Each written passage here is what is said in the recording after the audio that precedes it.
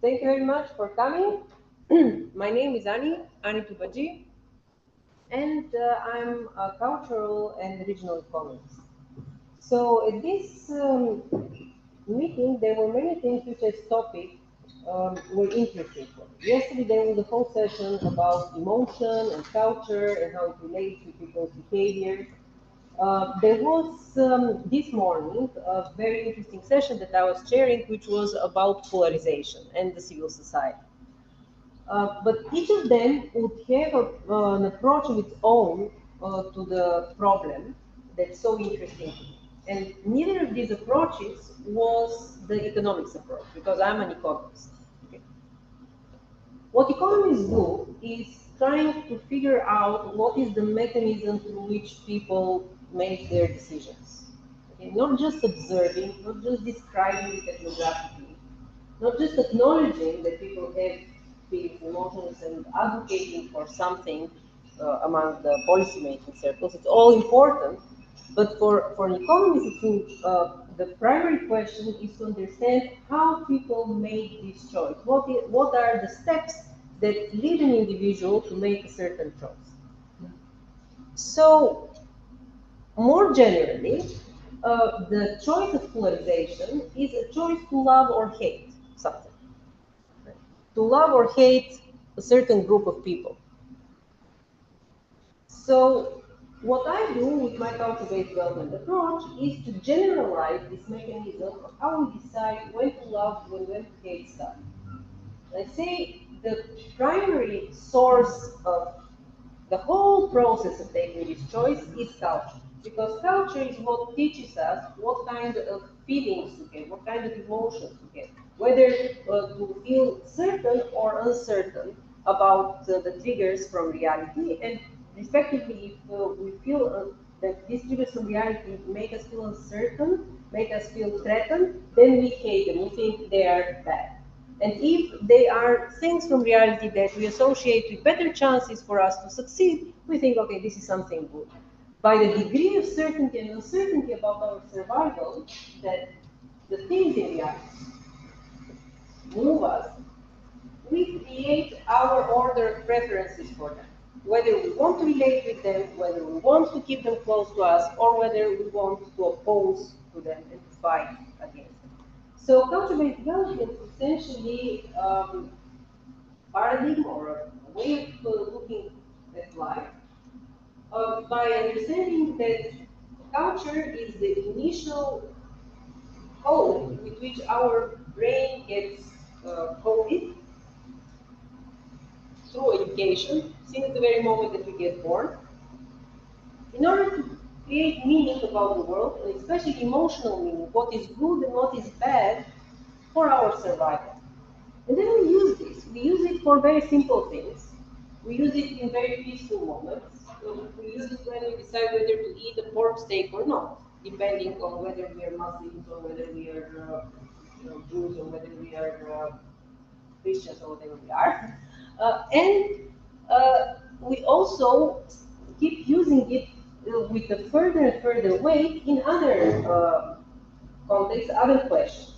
When people are at the labor market, the question will be, do I love this person or hate this person because of the cultural identity and the feeling that I also have around them? And then you can have kind of discrimination that will appear. And the discrimination will be based on faith, religion, or whatever kind of classification. It can be also just about gender.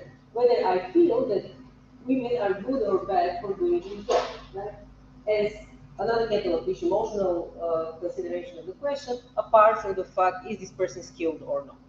So there is a global mechanism where you're making a choice to allow or not allow something to happen.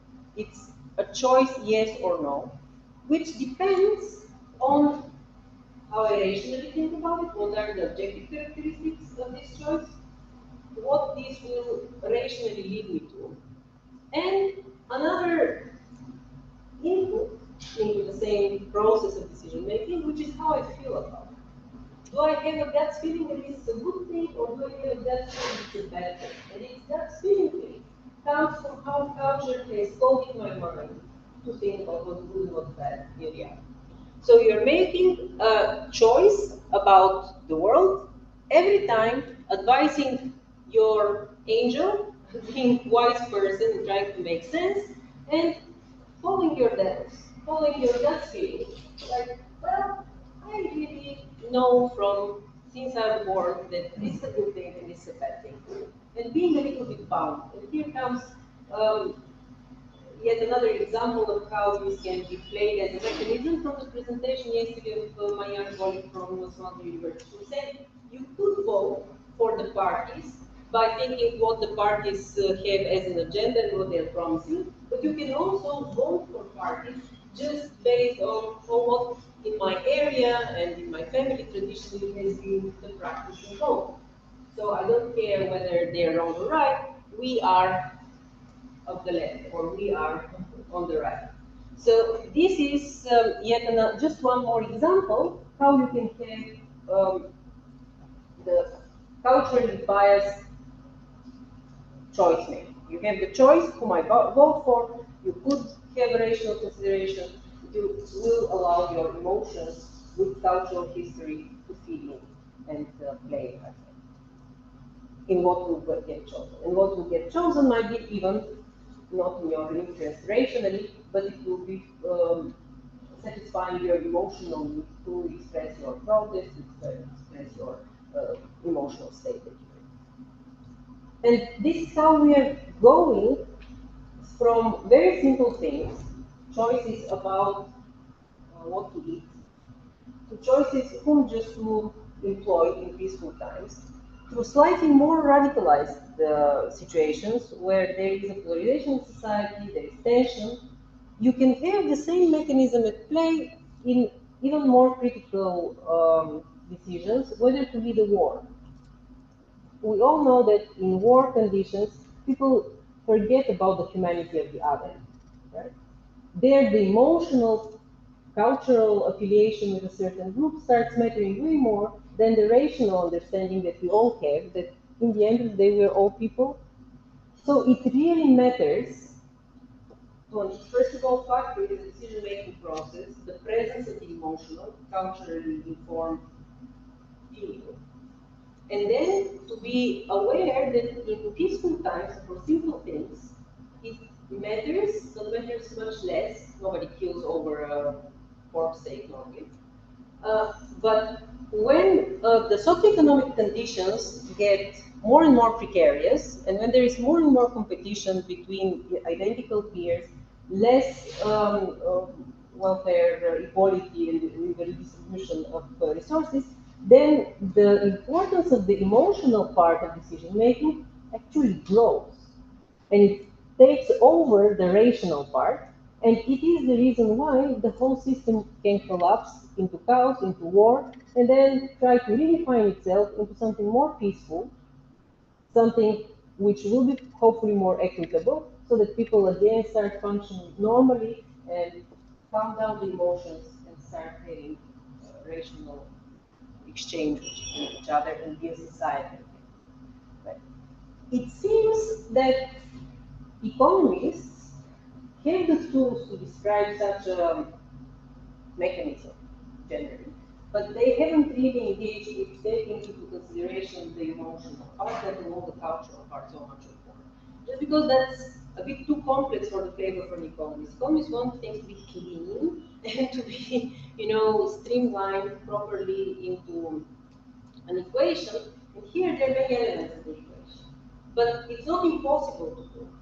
And if you do it, you will know accurately how people take the decision by taking on board really also the emotions that matter for them, not just the rational part.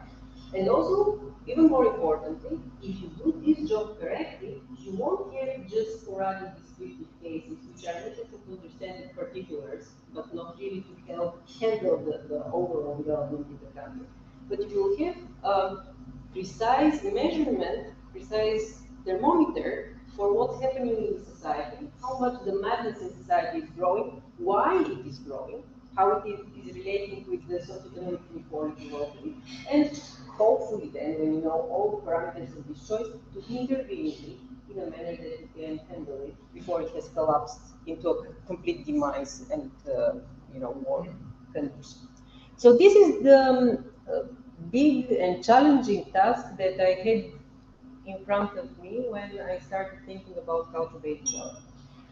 And it was a long journey among different kinds of disciplines, some of which knew more about culture, others more about emotion, third much more about decision making and mechanism design, and then yet another group of sciences that would know how the individual choices translate into behaviors of systems and behaviors of places and localities.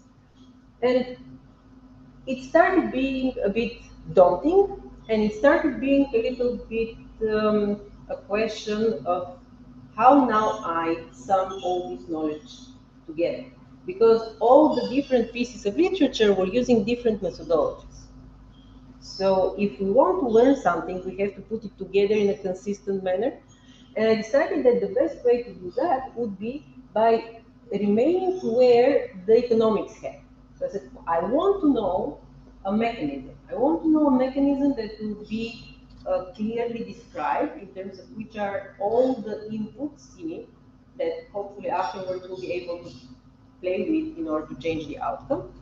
But I want this mechanism to reflect all the knowledge that comes from psychology, all the knowledge that comes from cultural theory, about understanding how culture imprints in us and how this moves our emotional classification of the world into good and bad. Once I have this in the mechanism, I will be able to answer the questions that really matter for me in an adequate, accurate manner, and then hopefully also precise. So I started doing it step by step. I wrote one paper trying to see how this can be done, another paper trying to see how this can be done, and I learned in the process how to do it both in terms of incorporating more and more of the knowledge from the other fields, and also to make it into a consistent manner that turns into a manner of doing it, into a methodology of doing it, or what I call now a paradigm. So a paradigm is a way that you do research. Right?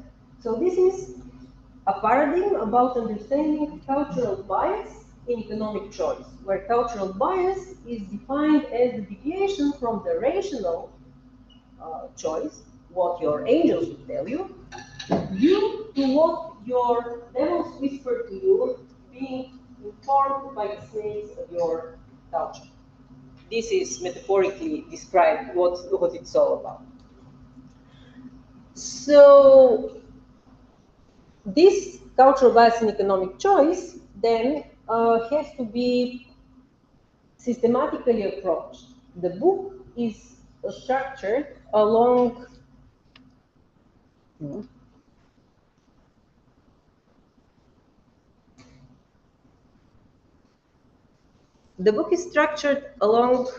the main notions that you have to translate from different disciplines into economic terms in order to be able to do it as an economist. And I'll go over these 5 main notions. They're not too many, and the things that they talk about will be familiar to some of you. So they work from Bourdieu, work from Weber, work from things which are very familiar in other disciplines, and economists are not necessarily so much aware of. So they need this translated into their terms in order to be able to handle it. And after I do this translation in 5 chapters, I end up with a precise indicator, which is called cultural entropy, which is telling you how the local cultural exposure is balanced, which cultural exposure, the participation in art, the participation in cultural heritage related activities, which is the way to code the brain of people. You have a identification for the little ones at school, and then after people get out of school, they get exposed to value and cultural appreciation of the world through participation in the arts. Arts always seem to be something, sideways, something that you can cut to stereotype, something that libraries care about, that we can cut. But actually, this is where the mind, the heart of people get shaped, And we have to understand to what degree they participate in the shaping of people's value system, to measure it, and thus to predict how these people will feel, and what they'll consider good and what they'll consider bad, what they'll consider identifying themselves, and what will be the otherness that they will be feeling as threatening and bad. So there is a measure about this, which is called cultural empathy, and it varies between 0 and 1. I'll go into details how it goes exactly, but it is close to 0 when people's views are more on the hate spectrum. And it goes to 1 when they're more close to the love spectrum of everyone and everything. And this equips a policymaker with just a signal tool. Am I having here a rule that is likely to start hating if it is dropping from 1 to 0, or am I doing things right?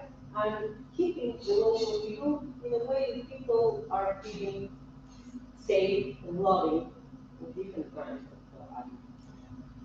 of and then you can use this information in order to understand different kinds of direct and indirect effects. What are the direct kinds of effects? You can understand choices that obviously will be considering the cultural milieu of places. You'll understand whether it will be attractive for foreigners to come or not. If a place is having a loving milieu, welcoming of diversity, you can be sure that it will keep being attractive for people to come and for people to live.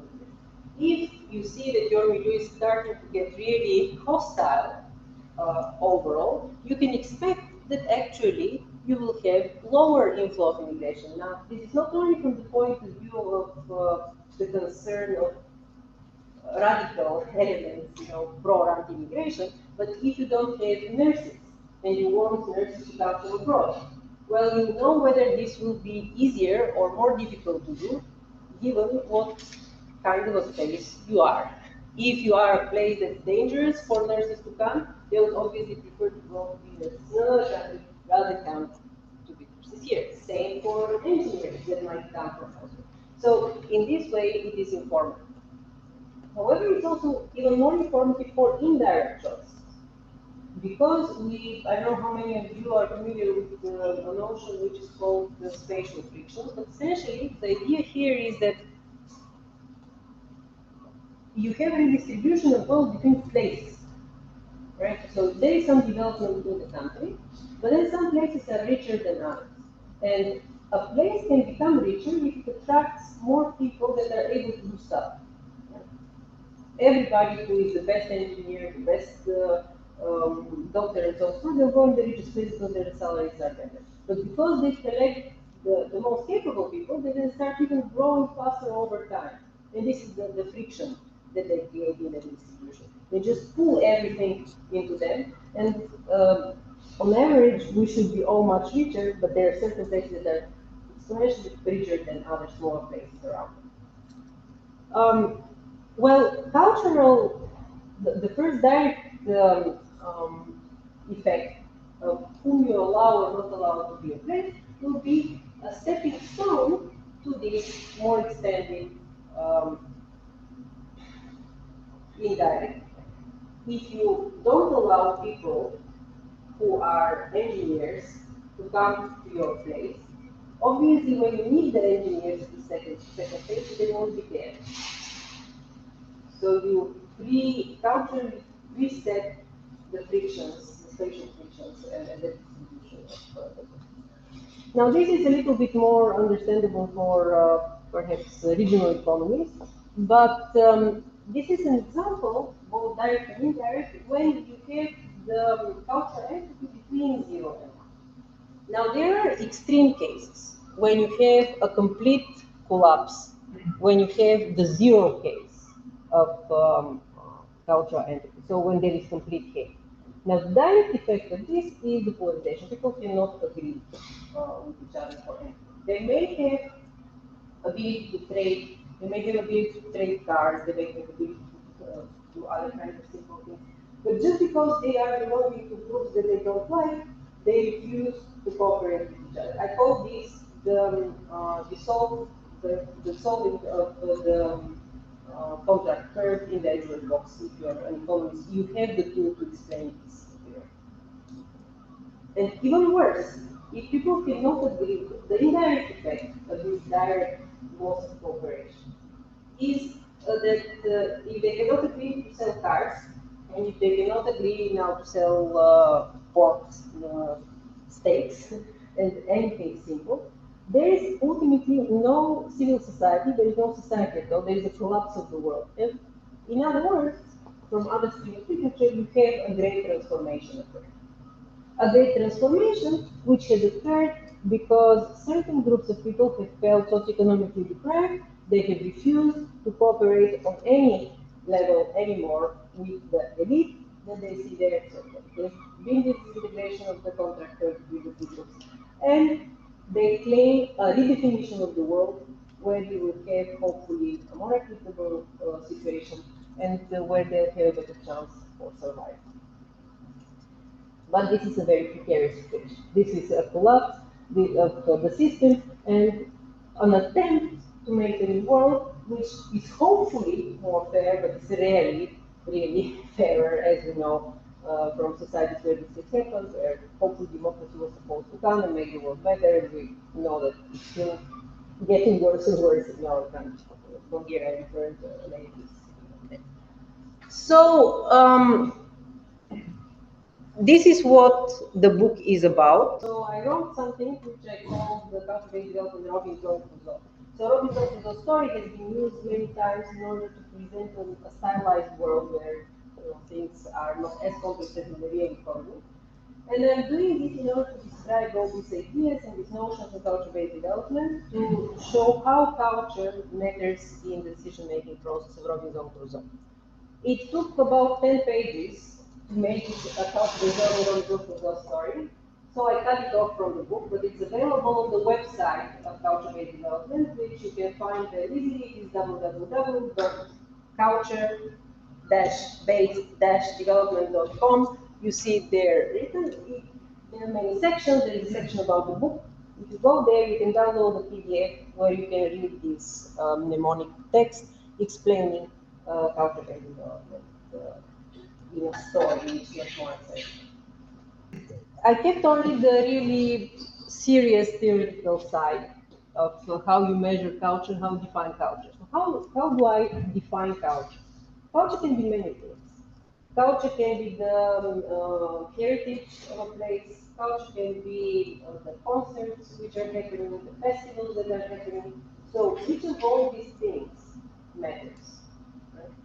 And how exactly a museum or a festival ends up being my page of love for other people. It's kind of a big complex thing. So in introducing the complexity and making sense of what culture is, I learned from Max Weber. So this guy thought about it and suggested that what culture is actually the attitudes towards the world. Attitudes if something is good or something is bad. Instead, you can predict them based on religion. You can predict them based on other kinds of cultural consumption and cultural participation. But this will be only a proxy. In other words, what we want to know is the good or bad attitude, whether something is good or bad, classification for everything in the world, right? And you can predict it based on the participation. So it's separating what our feeling and our attitude is from the participation, which is only a predictor for it. So there's a way of making this into a market, explaining the market for values as valuation system locally of things being good and bad, the valuation system of the individual whether he believes that something is good and bad, based on what is his average total cost for survival and his own income and his own socioeconomic position. And then the question is how this person participates in this market, has these values of good and bad related to the Telsage. Now, there is a humanistic way of thinking about one's identity and one's cultural knowledge, which tells us that what matters about our participation is whether we engage with things from the past that are our cultural heritage and that tell us who am I, and engagement with curiosity with the identity and cultural background of the others. So know yourself and know others. This is the humanistic perspective. So what matters is in the museums, in the festivals, in whatever other kinds of religions that you engage with, whether they are engaging you with your own background or with recreating this inherited identity and understanding the background of what's around you, what's currently there. This also matters from survival point of view. If you just retain the things which are good and bad according to your past, you're not adaptable enough. Nowadays, things may change, so you need to be able to be curious and to reevaluate things as eventually not good now and good now, right? To correct the code of what is classed as good and bad, in order to reflect reality and be able to survive in the reality successfully. And that's why culture allows naturally for culture is not only imprinting things from the past, it is also reinventing itself nowadays. But it is doing this slowly, it is quite sticky, because it is dangerous to change too strong. This is a very good survival culture, is a very good survival strategy, which has been proven over the years by your ancestors. That's why you stick to it, but you understand that you have to be to some degree adaptable, at least unless you are very much under stress.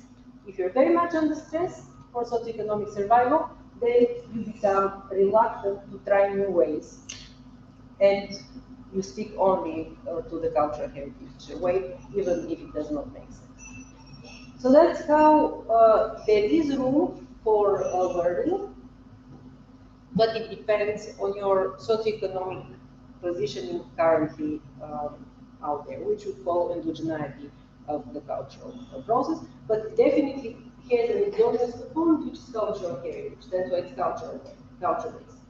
Things come from past periods. Culture has been learned from your parents who lived before you, so that's why your culture is partially exogenous. There is endogenous part, what happens in culture nowadays and how much you learn from it. And the composition of this exogenous and endogenous part is three independent part which is currently created.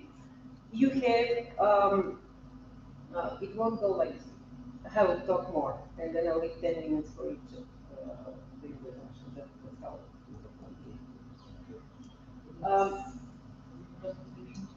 there are 3 presentations. So I'll talk a little bit longer, and then I'll give 10 minutes to each of the interventions. Okay. So where were I? I was telling you that on the one side, culture evolves slowly, and what matters is not what is your culture. There's no good or bad culture, there's no good or bad people. The question is, do you engage with who you are very stickily, or are you open to others and other ideas? And there is yet another piece of literature which talks about the wisdom of crowds. If you're sticking to who you are, you're limiting the wisdom from which you can learn, whoever you are. Right? So the wiser, the better surviving person is always the one that is interested in himself, but also interested in others. And this doesn't go in any way favoring the past or favoring the future. You have to be in balance, right? If you under-evaluate yourself, if you think that others are always better than you again are in disbalance. You are again unable to be wise enough because you do not rely on your own knowledge and your own wisdom from the past. And this is what cultural entity is measuring. It is measuring how much you're engaging with the past, how much you're engaging with the recreation and curiosity of innovating your value system. These two have to be in balance. When they're in balance, you are at best mental state, whoever you are and wherever you come from. This is the best mental state where you are at max able to carry your wisdom and learn from the wisdom of those around. And then you can be most reasonable and least culturally biased. The more you get swayed into being complex about yourself or being overly proud about yourself and close for others, you start introducing cultural bias. Cultural bias which is pushing you away from what is reasonably the best interest of yours and is in some way introducing your culturally flavored emotions into the choice, which however do not lead to your best interests. Right. And reason. Now, before the definition of what culture is and cultural entity, there are two notions, and they are cultural capital, cultural distance. Why are they there, and what do they mean? So, cultural capital is what you personally manage to imprint new from the local code. So, you're Greek, you're being told that you have to be kind. But will you become kind or not? This is a personal choice how you actually will behave. And then ultimately about each and every value, what's good and what's bad, you have a prescription which comes from society, but you as a person commit to stick to it to a different degree. And ultimately you end up with your own little bag of to what degree you can imprint what's recommended by society, not with your cultural capital. This is how I interpret it. Now, this is an idea which comes from Bourdieu, and Bourdieu was a sociologist who was describing it in a different manner. If you want, you can read in the book how it goes. I don't have all the time to make all the parallels, but ultimately he also says that according to the cultural capital that you manage to equip yourself with, you are recognized in society, and you are allowed to get economic prosperity according to the cultural capital that people see in you. And if you think of it, well, society says you have to be kind, and you end up in your little bucket to decide to have less kindness, everybody will think, well, that guy is not kind, so we don't really appreciate that. But that's a little bit stripped from many of the socioeconomic class aspects that we look at in this explanation. But I do reflect it in an economic way when I put into the bucket definition the idea what is your economic background. So my market for values is the economic translation of Bourdieu's value of thinking. Bourdieu is very difficult to read even for people who are sociologists, and I had the horrible experience in Bologna talking with a very nice economist and statistician to hear the word of who is this obscure sociologist?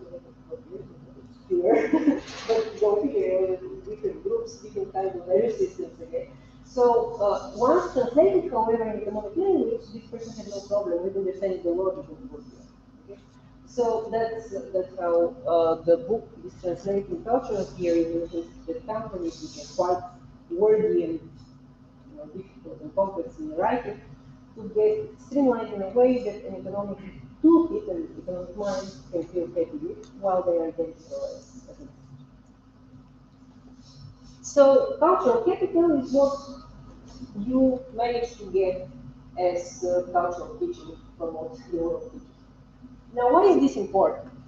Because this helps us understand that our value system, and whether we are good or bad people, whether we are radicals or not, whatever what's our cultural capital that is here in us, is something that we have been taught. It's very much like human capital.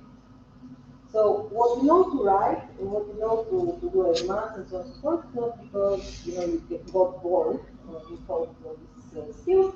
You went to school and education that maybe that imprinted these skills into your mind. Well, the cultural capital is our emotional knowledge how to handle the world and what's good and what's bad.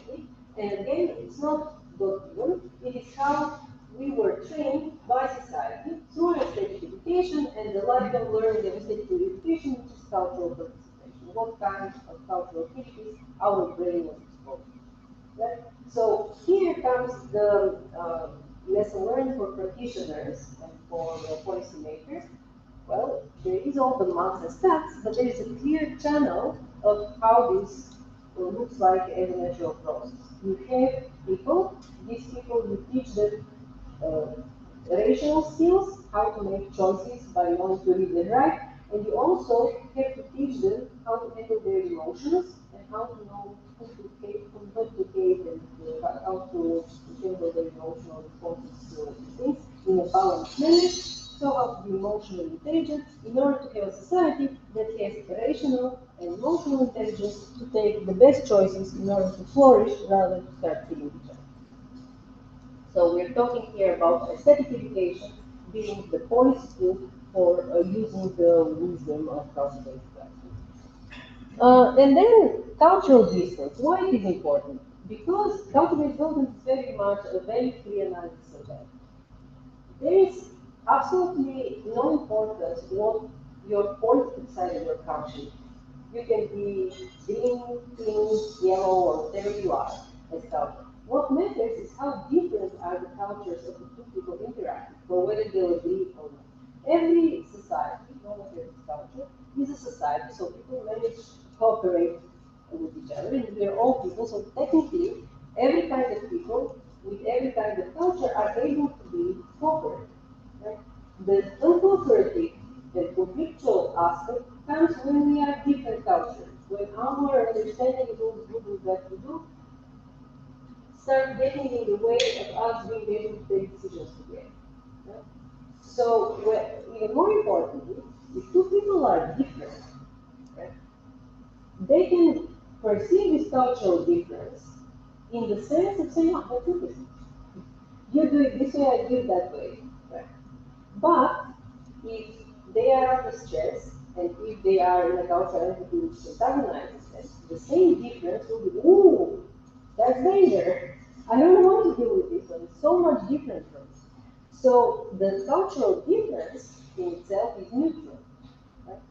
It's the emotional charge that you will accept it with that will determine whether it will be perceived as something positive that you can learn from, or it will be perceived as a source of difference that will antagonize against.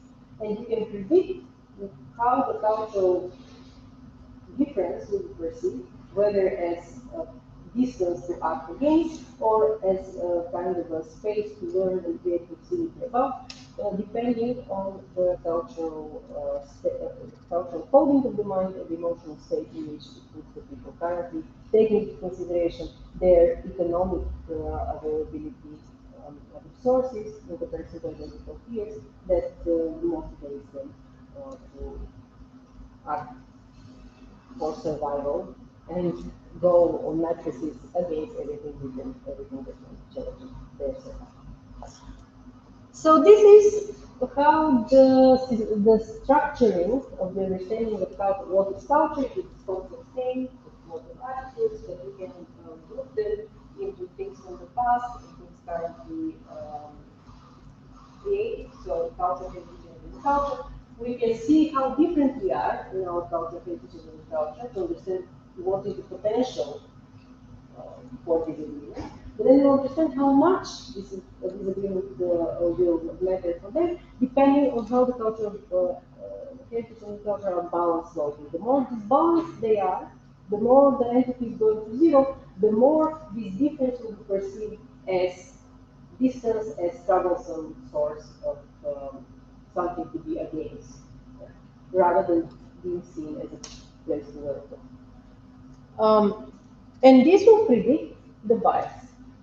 You can use the entity and the distance in order to understand how big and how intense the bias will be. That's how you have the theoretization of culture.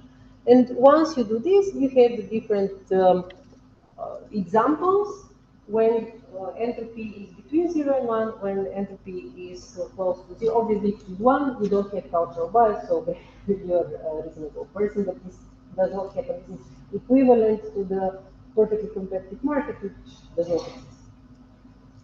Beyond CBD is also an interesting chapter because it makes you aware that culture-based development does not want to manipulate anybody. It's not a nudge. It's not about making people to like each other. It's about giving them the education that will give them the opportunity to have a capital with which to handle themselves in a balanced manner. It gives them a skill, okay, of emotional management.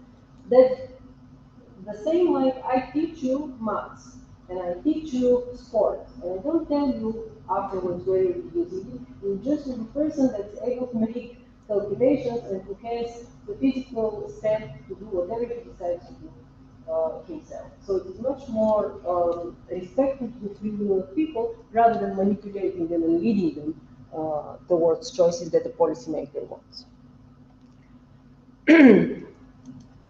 Now,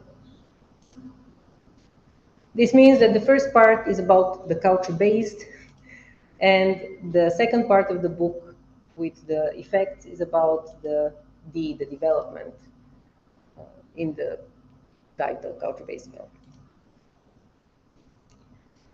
This is a reflection of yet another kind of a scientist, a person who is coming from entrepreneurship literature and who is dealing with innovation.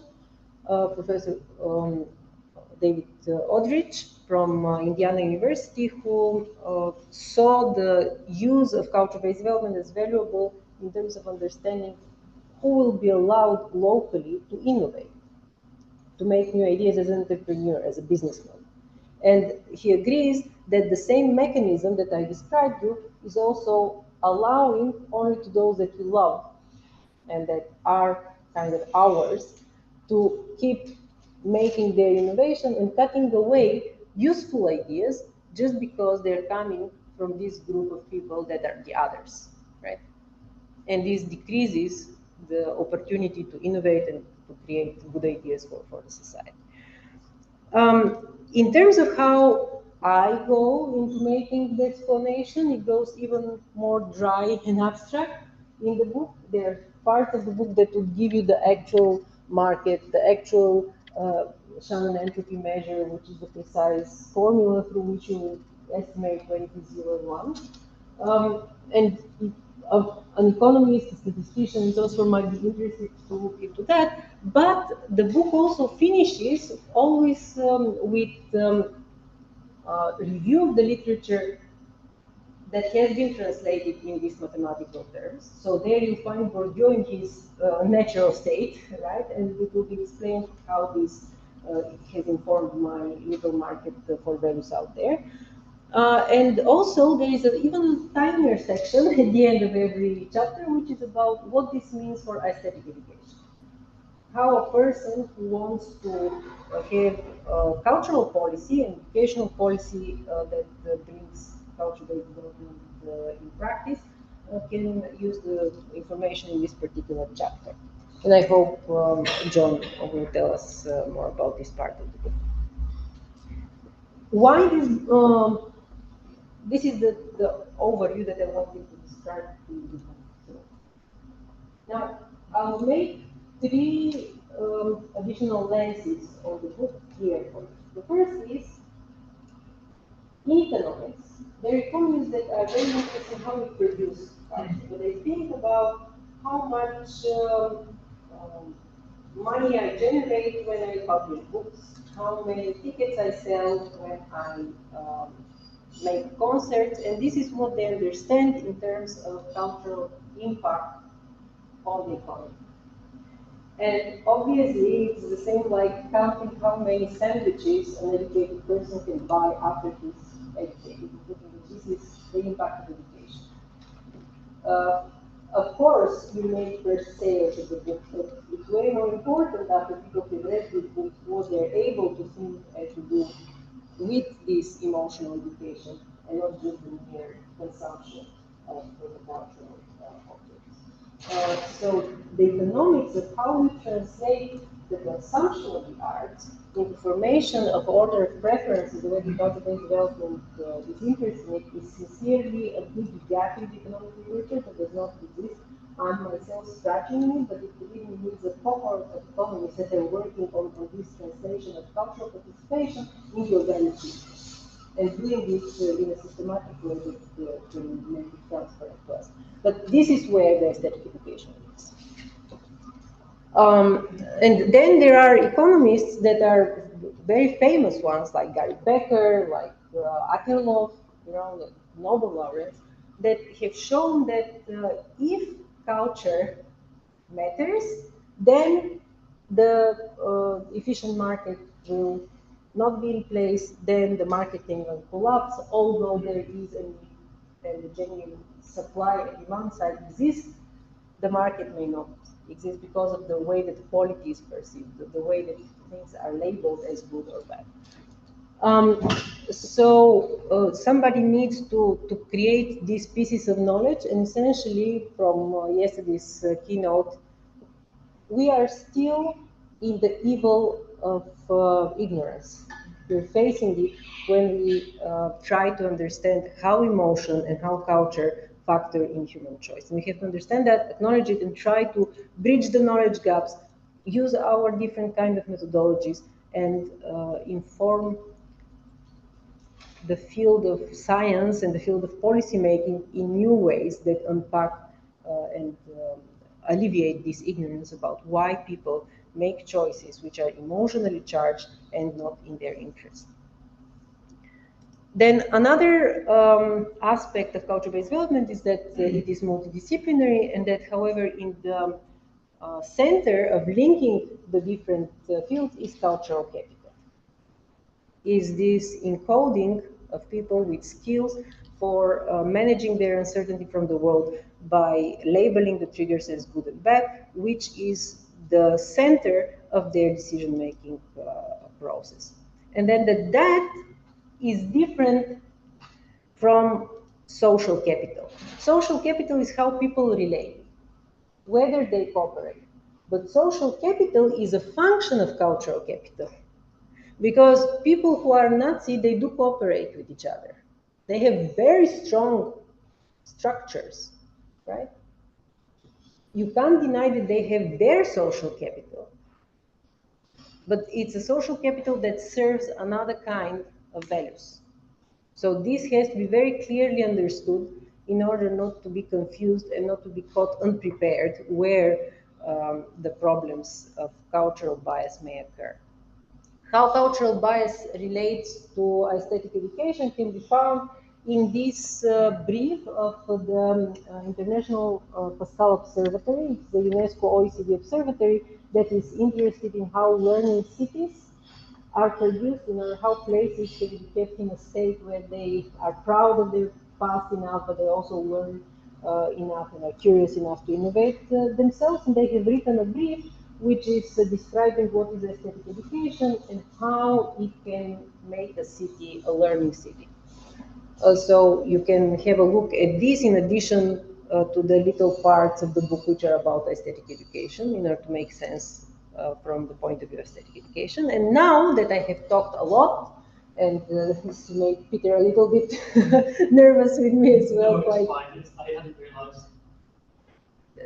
You are helping me, thank you. I tend to talk always too long. Now the floor is here to be given to my two dear guests who are about to present their view on culture-based development from academic point of view and from practitioners' point of view. These are Professor Nigel O'Leary, that you all know, who is an economist, and he will tell us why culture-based development makes sense for an economist, and why economists interested in well-being could use this paradigm, right?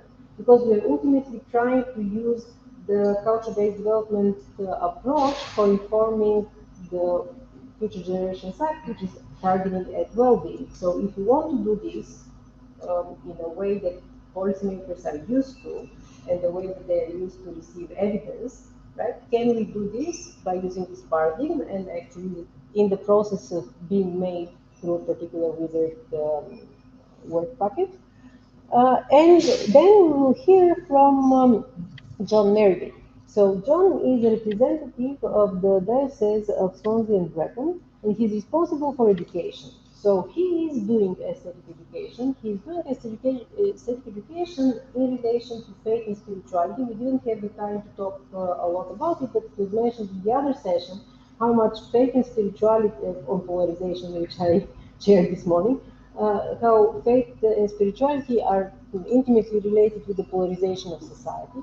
So, can we prepare the generations from young age through aesthetic education to be in a mindset of cooperation and mutual appreciation that will have the Caravan, and we'll talk about it togetherness, again, Welsh context. So now, I think first I have put there first John. I'll jump in at this point. Don't worry. I'm mindful of time, so yeah. No. Honestly, I won't put my slides up. I'm just going to say a few words. And there's three presenters. There's always a trilogy, but remove this. You always get that lull in the middle. That lull in the middle is me. And my role in this is to link the wonderful introduction that Annie's just given, and to set the scene for John with that policy implications of what he's doing. I think Annie set the concept, and she said what we're going to be doing within sort of an economics concept, within our work package, within the WISERD transition funding. But two aspects of that. We're going to use this paradigm, this framework, to look at the implications of well-being at local areas, bringing that important idea of well-being. But also, within that idea of aesthetic education, look at something that Putnam described as the pickup, that balance between the I and the real, that balance within society. So I won't go into all the details. Maybe at our next, away day, conference next year, we've got some results, we present a bit more on that. So in the interest of brevity, and I don't want to impinge upon John's time, I'll leave it there, and as I said, pass it over to the most important speech of the day, and that, please, John, is you. So this is the promise of Nigel. Nigel, thank you for sending me up there. Thank you for the introduction as well. Yeah, my name is John Meredith. I'm the Dance and Direct Education Swansea Family. That means I'm responsible for 13 schools. And the thing about those 13 schools, I set the culture, set the right culture. We have a culture based on Christian values. The quote I use above all is life in all its fullness. What does life in all its fullness mean? And that comes directly from the Bible, John 10:10. So what it is working with the schools to set the agenda and based on these ideas, these themes.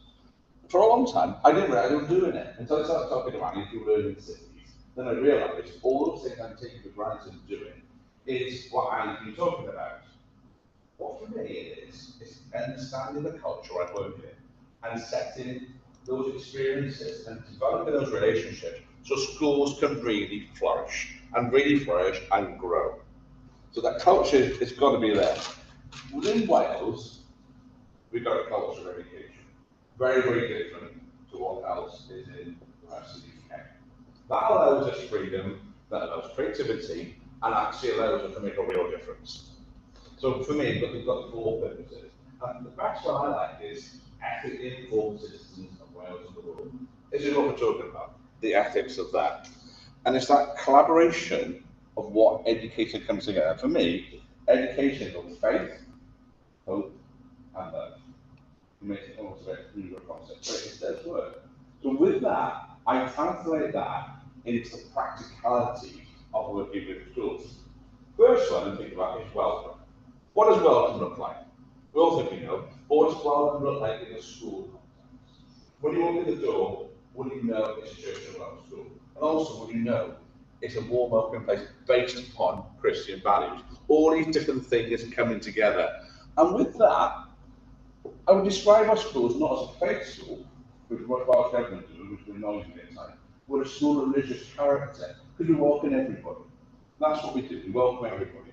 And with that, we're encouraging all the schools to come to schools of sanctuary, to celebrate that, celebrate diversity, and bring all these different aspects together, which really does make a difference.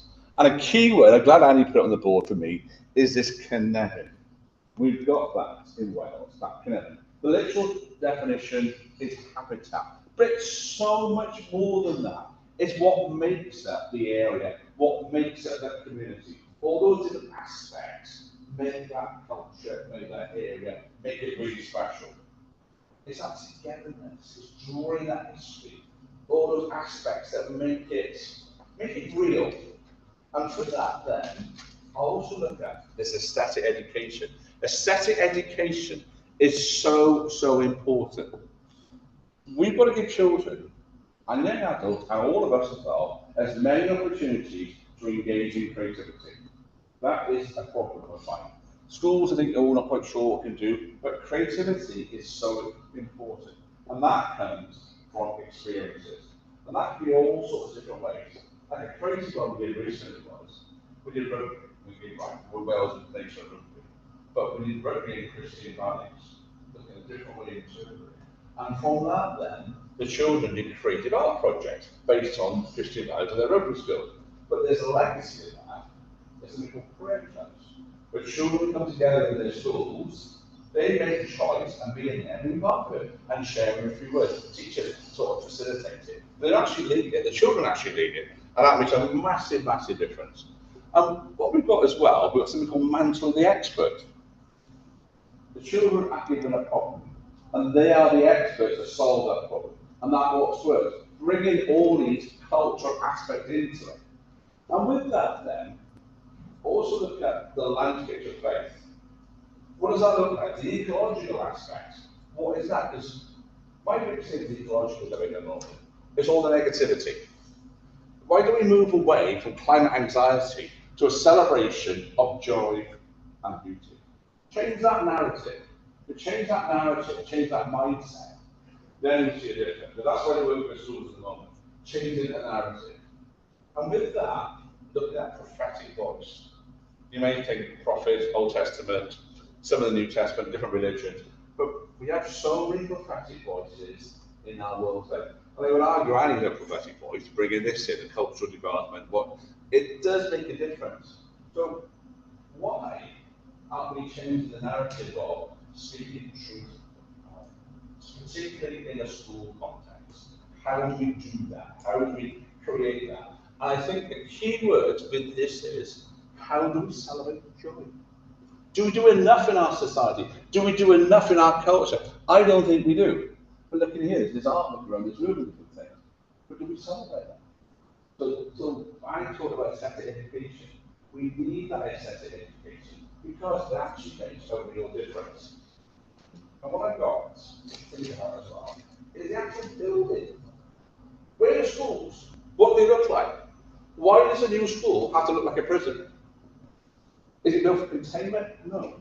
Is it built for creativity? It is. That's what we need. We need to invest in education and have a building that is fit for modern Wales and also allows that creativity and all the different cultures coming together. But there's one last one, I'm not sure it's at the time now, but the one front. This is from a child in a school. We talk about what we do. We belong to the school of St Mary's, who is very special. It's not just a place where we learn how to spelling, but it's a second home, where I feel safe, cared for, and part of something. That's what we are. That's what we're about in education.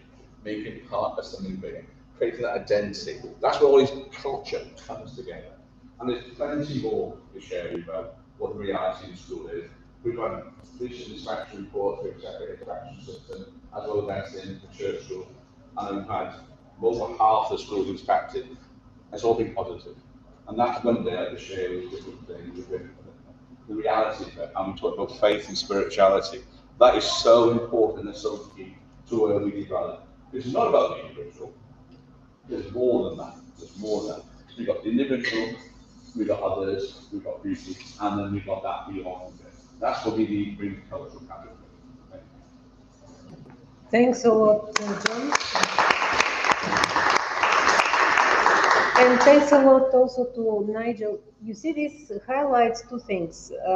First of all, as I said, there is a lack of knowledge how to translate cultural aesthetic education to go into the education of the value system the way that we want it in order to be a shield for the hostility and a shield for the polarization. There is work to be done on the side of curriculum design. There is work to be done in pedagogical skills, how you create this in the classroom. So this is a work further to be done by mutual effort, but in a common direction by people from the social sciences, really. But understanding that we are working towards giving aesthetic education to people, how to manage their emotions in the process of their decision making. So to set the target together and then use everybody's skills and everybody's effort in order to achieve this common goal. Now, the role of the prophetic voice is something that society needs. That's why religions exist. And that's why also Trump would say that he is a prophet and that he's God chosen and so forth. So we have to help students and children to be able to understand what this means, what this need is out there for, and how to cater it themselves, rather than to be led by people who are trying to give them, nudges and ensnarl them into being the crowd that they lead and that they manipulate in one or another way. So maybe finding the prophetic voice in yourself, if you put it in the terminology that John is talking about, and this is going very deep into the work of Theodor Adorno and the distinction between people who are unable to take decisions, who are infantile in his words, and people who are then kind of jumping over these crowds and being their dictators because they have agency and they have power. So there are many different sources to learn from, but we have to translate them into a consistent manner and to keep helping individuals being able to be free from cultural bias in order to have societies which are more rational and more cooperative to flourish together. And in order to create spaces for this dialogue, we with John are actually planning to have a talk show, a podcast where we'll be talking more about culture-based development and the fields of knowledge which are still to be unpacked and to be built in order to do this in the right way. So please come along as discussants as well and as people listening to that. And last but not least, the Caravan of Knowledge continues, so I'll be going to other groups of people with other methodological backgrounds. Next stop will be the Productivity Institute in Manchester, and another project that we have again from Swansea University, which is looking at the PSBs and how the public service boards that are working for well-being. I hope I'll leave more time to Nigel to talk about the well-being aspect, but how the Future Generations Act and well-being can be helped by the PSBs through the use of the cultural capital on top of financial capital that they have to provide and the other 6 forms of capital which make their job possible. So different angles of using PSB for the development of people and places and for Wales as a place in specific. Thank you very much for being here and for your help to make this happen.